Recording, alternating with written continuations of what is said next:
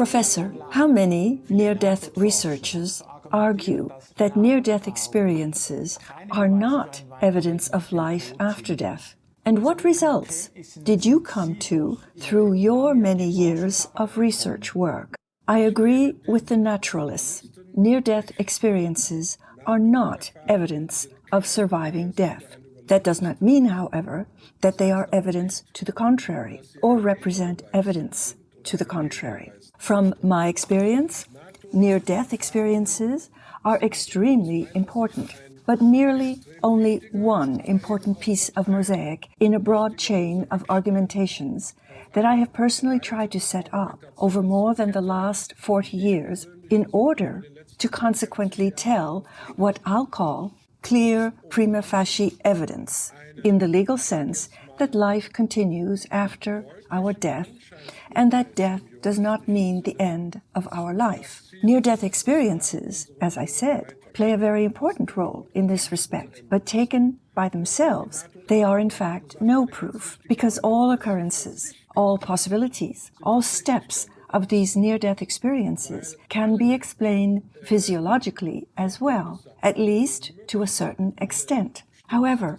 only by omitting other very important elements of such near-death experiences, and even though those other elements do not constitute proof either, they relativize the contradiction that the naturalists point out to with their claim, since the near-death experiences, finally, do not constitute proof, the near-death experience in itself is nonsensical for the research into the survival of death. This claim is being quite enormously relativized by the ignored further elements of a near-death experience, and even lead ad absurdum. In this way, near-death experiences are extremely important, but they are only one piece of the mosaic in a chain of evidence that must go far beyond the near-death experience. So what then is your personal conviction? My personal conviction is, and this is very clear and unequivocal, and it has even taken more root over the past few decades, we survive our death completely with our entire personality. Why? Because our whole personality is neither of naturalistic nature, nor is there any way of explaining it naturalistically, because it is far more than that. Our personality is, so to speak, a completely different system property in this world. It is not a system property of the material either, but the material is merely a vehicle, if one may say so, to form and develop what is essential, namely concerning the human being, the formation and evolvement of his personality. And this evolvement cannot be terminated or limited with death. So these are quite logical components that also play into it. So that means that death is only a moment in which this vehicle for the evolvement of our personality does not work anymore, can no longer work, because death must actually be the end of the material vehicle. Because these material vehicles are, like everything material in this world, only of a limited existence. I don't want to say lifetime, because the term life does not apply to the material thing at all, but the term life belongs to the side beyond already. Namely, it is a part of this personality. Man in itself is not a system property of the material either, but only at all developed with the help of the vehicle. Were there key moments in your life to bring you to this conviction? There were key moments that made me think about this and investigate things. These key elements, may they be of informational nature, or of mystical nature, or of esoteric nature, or even of spiritual nature, or whatever you want. All of this applies in some way. Some of these just being interlocking terms for one and the same thing. But they have never been proof. And this is the reason why this experience, no matter how spiritual, and this of course also includes a near-death experience, cannot be proof of it. nor any other extraordinary consciousness experience, of which I had some and which I believe I interpret accordingly. But not any of these exceptional experiences can be the key moment to come to this conviction. So it can only be the key moment or the key experience to add substance to this belief that I have today. And I have to search this substance on a path that does not or did not lead through the mystical or the spiritual. The mystical and the spiritual merely being key points, even though important key points.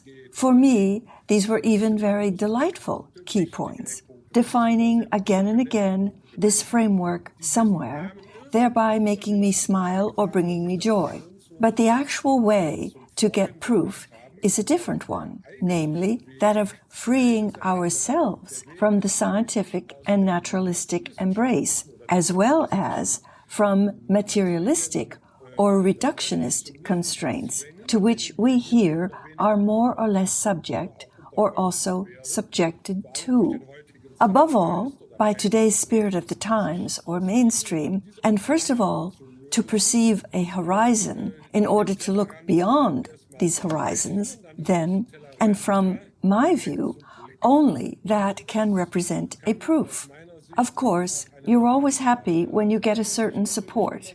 I'll put it succinctly, from on high or from outside. That's right. However, it is not the reason for conviction, but only the impetus to give substance to this conviction in order to free ourselves from this grip in which we find ourselves. So if we assume that there is life after death, in which direction should future research go to gain new knowledge as to this issue? Principally, research needs to be more broadly based. It is my call, and indeed, this is the basis of all my development and research, not only to concentrate on one field and only seek proof in this field. We can try to seek evidence, but we have to realize that there are only many clues that can come from each of these individual fields. It will be important, and it will be time to look beyond the horizons, and not to immediately interpret again every result that we find in the one field in the same way as we did with the previous results we have already found in the same field. But we have to look and be open to what others have found in other fields, and whether this then is parallel to it. And that is the crucial thing, to get on this path at all. If you look at several disciplines and look beyond the horizons, and if you then look at the corresponding results, not interpreting each result only within one part of all these disciplines, but interdisciplinarily beyond the horizon, then you get different results. If you do exactly that, then this is the actual research approach, and this must be ensured. And if you proceed that way, you ultimately get a completely different worldview. And this is what I have also explained in numerous books during the last 22 years. Well, in fact, it's already 23 years now. I have contact with a group that is also known worldwide. That's Bigelow in the United States. And Bigelow is just launching another new competition right now, where a lot of money is promised for the ones who deliver proof that consciousness is surviving physical death, refuting that man's consciousness also dies. This must be somewhat relativized and also criticized for certain reasons. First, let's go back to the point. I cannot come up with such a proof from any of these individual fields. I can't do it through mystical, nor can I do it through spiritual experiences, and therefore it is not possible for me to bring about proof through near-death experiences or through other exceptional experiences of consciousness either, not even if based on previous research in this field. All of this contains important indications. There is no doubt at all, but it's still not conclusive evidence, ultimately. This can only be possible by moving beyond the disciplinary boundaries.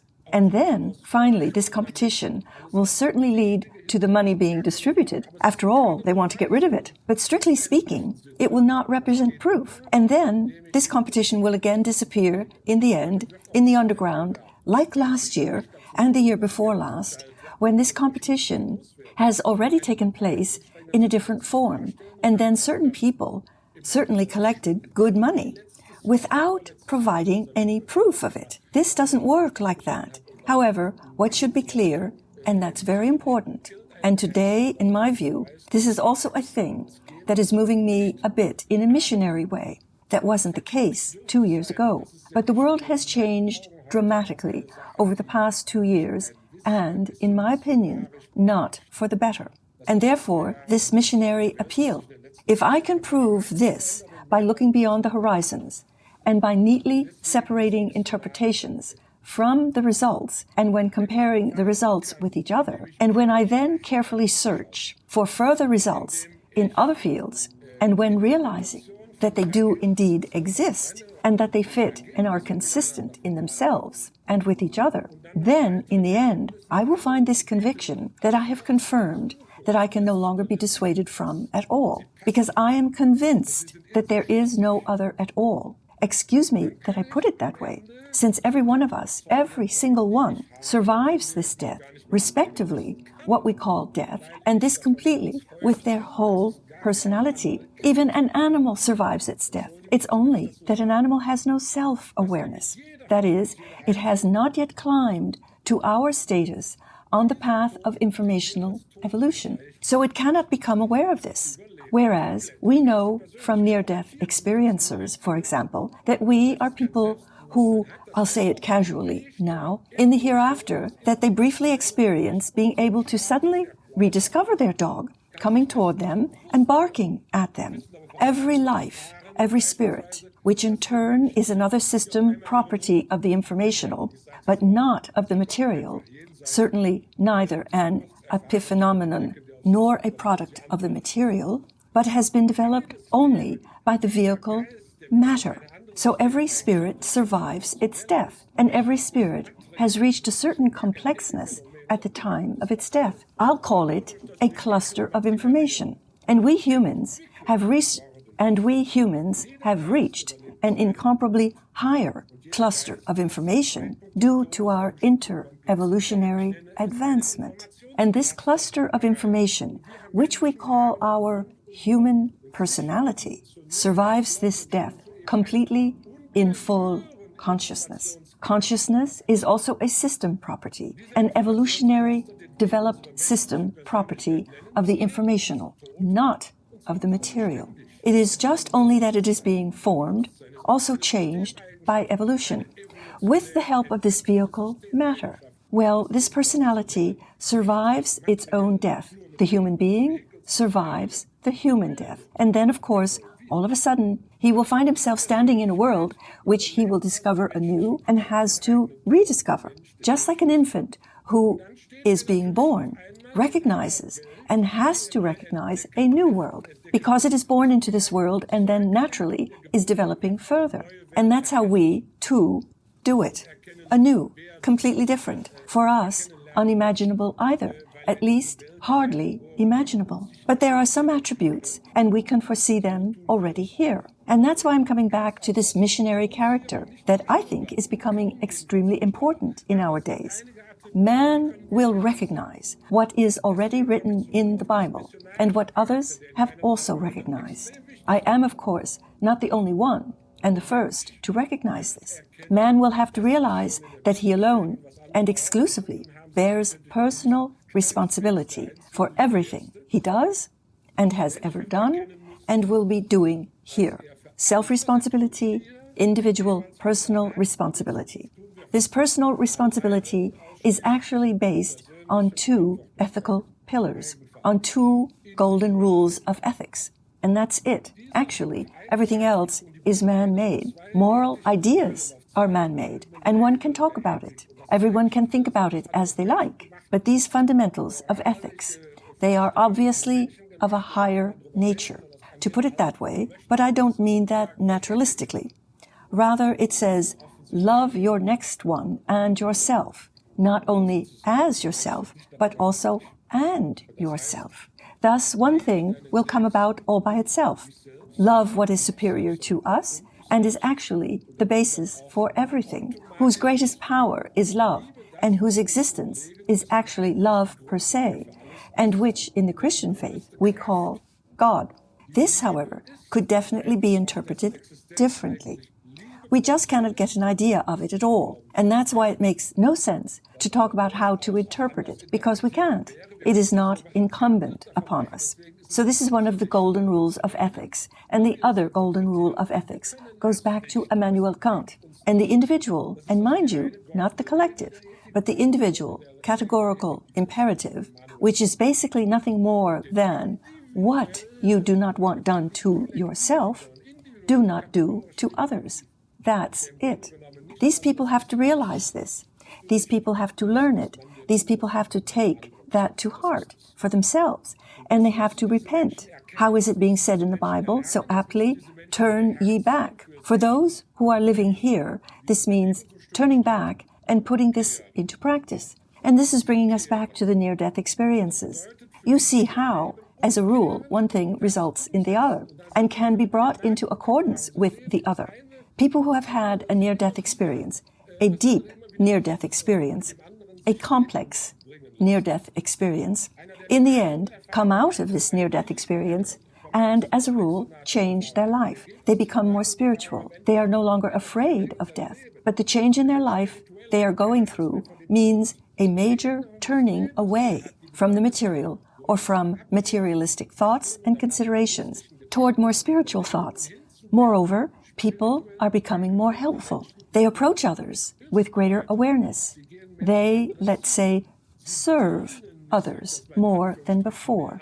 And that's what some people should do today by virtue of their offices, but unfortunately do not do. And this exactly results from what I have just said. Since they have recognized with their near-death experience that they themselves, personally, bear sole responsibility for everything they do.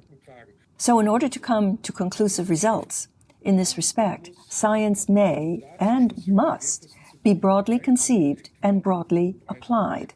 You can't just search for a result in only one field to repeatedly discover that this result can also be interpreted differently. This ultimately relativizes every result, and with it, unfortunately, also this fundamental clarity that I am trying to convey in this connection, namely, that death is not our end. However, if we come to similar results in different fields, and in the end only the interpretation by different perspectives relativize these comparable results, then we will certainly come to a different result. And this is what research must do if research intends to pursue this aim seriously and is reputably researched. This, however, also includes the openness to first of all accept or recognize that it could be possible that death is not our end. And in my view, that's where the biggest problem lies, because most people, unfortunately, do not have this openness, thereby cutting off their nose to spite their face, and for humanity, this may unfortunately become a very big problem, as I have noticed in recent years.